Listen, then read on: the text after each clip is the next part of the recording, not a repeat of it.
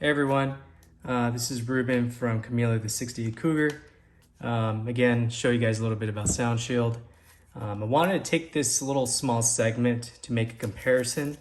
I won't show who the competitor is here, but as you can see here in the video, it's a basic sound deadening setup. There is foil like Sound Shield, but you'll quickly see the difference here. There's your sound deadening material. This is just essentially buttle. That's actually kind of thin, but then it's just foil after that. So that's pretty much what you get with this. This is actually a well-known brand.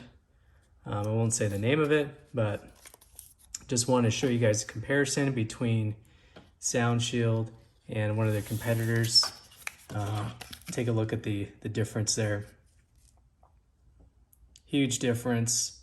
The extra padded foam, the buttle itself is thicker on Sound Shield 2, so much more quality sound deadening material for your dollar. So again, check these guys out. If you're looking for sound deadening, definitely give them a try. I think they got quality stuff, and at the end of the day, I think you will be happy with the results. Thanks everybody.